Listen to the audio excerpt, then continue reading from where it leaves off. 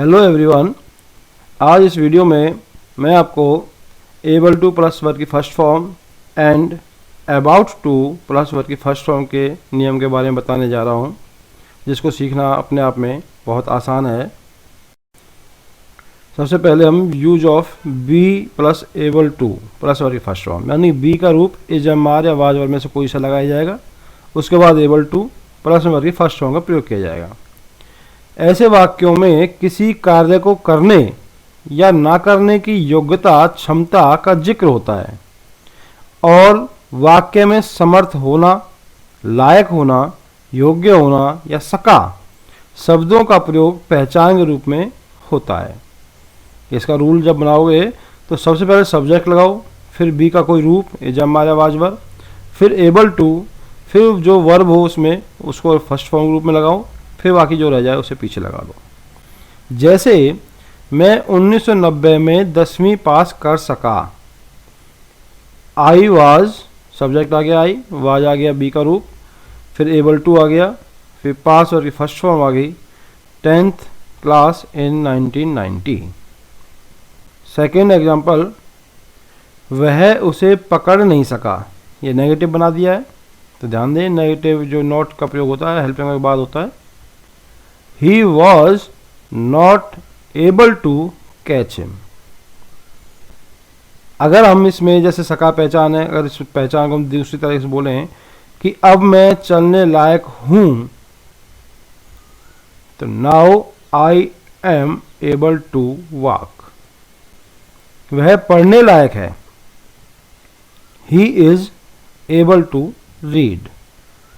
तो आप देख सकते हो कि इनमें जैसा का पहचान, इसमें लायक होना पहचान, किसी में योग्य होना हो गया, किसी में समर्थ होना हो जाए। तो इस तरह के वाक्यों को बनाने के लिए हम एबल का प्रयोग करके सेंटेंस क्लियर करेंगे।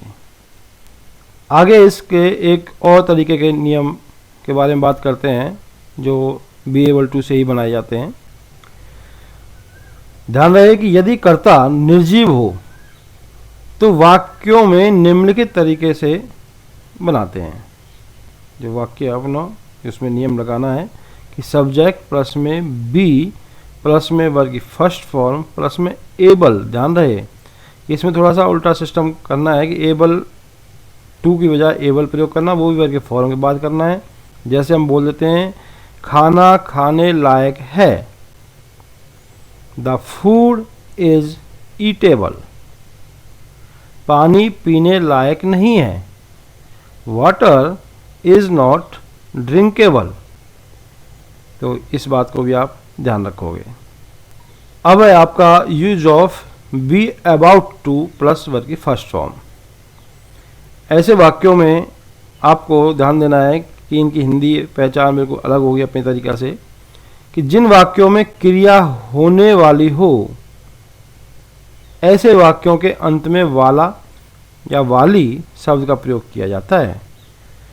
रूल होगा सब्जेक्ट के बाद बी का रूप लगाओ जमा या वाज वर्ब, फिर अबाउट टू लगाओ, फिर वर्ब की फर्स्ट फॉर्म लगाओ। जैसे वह मरने वाला था, he was about to die. वह जाने वाली है, she is about to go. तो कोई भी कुछ काम करने वाला था या करने वाली है, करने वाला है, तो आप ध्यान से समझें कि सब्जेक्ट पहले लगाएं, फिर बी का रूप लगाएं, फिर अबाउट टू लगाएं, फिर वर्ब की फर्स्ट फॉर्म लगाएं। उम्मीद है कि आपको ये दोनों नियम समझ में आ गए होंगे। थैंक्स।